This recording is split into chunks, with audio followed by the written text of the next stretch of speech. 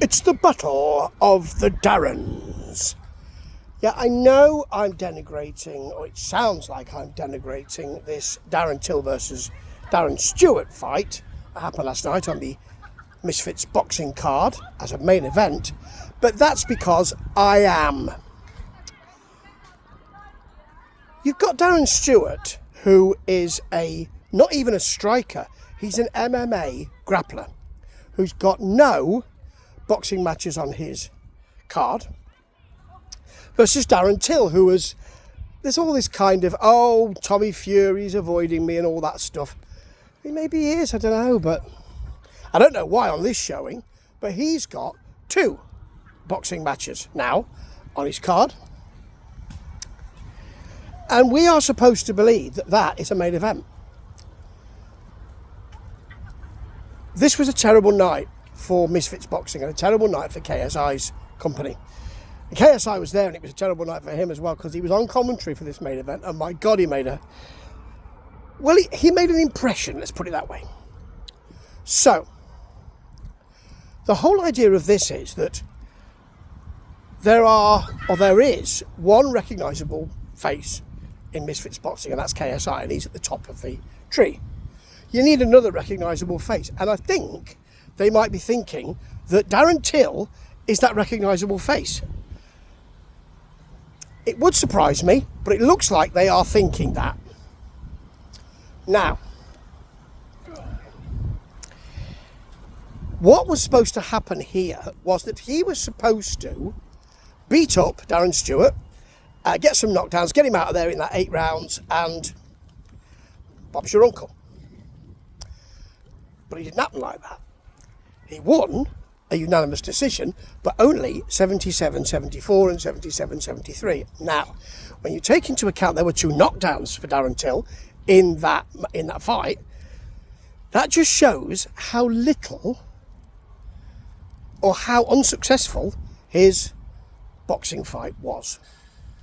He did weather an early storm from Darren Stewart of about 15 seconds, and then he couldn't miss with his left hand for some time.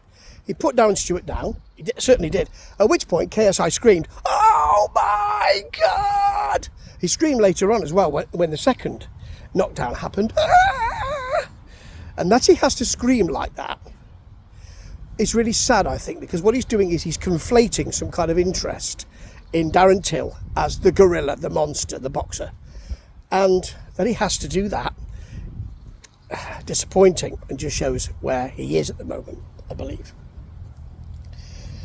After the left-hand shenanigan for Darren Till, Darren Stewart realised, well, he's not going to put me out there. People say he's got an incredibly hard head.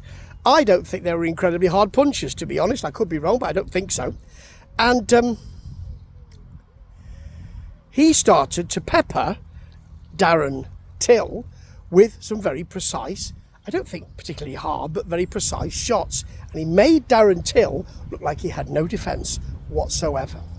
Now, Darren Till put him down with 1 second to go in the fight.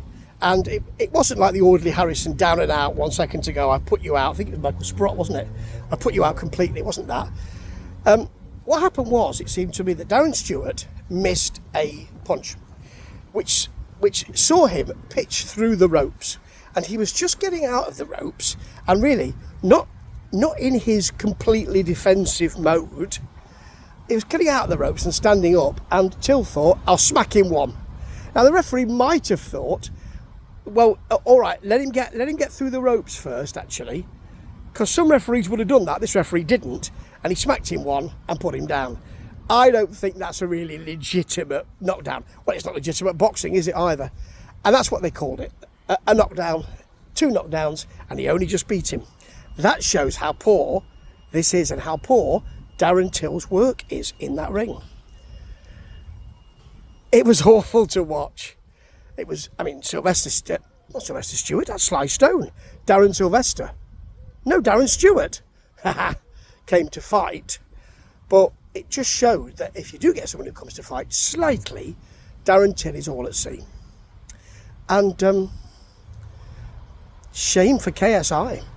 I don't think that with Jake Paul, I'm calling everybody Darren, aren't I? Jake Paul moving up to be legitimate and to claim a title shot, and we called it on our podcast, myself and the Titster, remember? With him moving up to that, I don't believe he'll care about influencer boxing anymore. It's done its business for him. So KSI is the one that's left. He has very little name recognition in his stable, and he doesn't have a really tasty opponent for his next fight, does he? I don't think. I'm sticking with my prognostication. I'm a little prognosticator, which is that influencer boxing will be finished by February next year. I believe it will be, certainly with those big US and UK influencer scenes. This did not help, and really it was a very bad night for Misfits and for KSI. Ta-ta.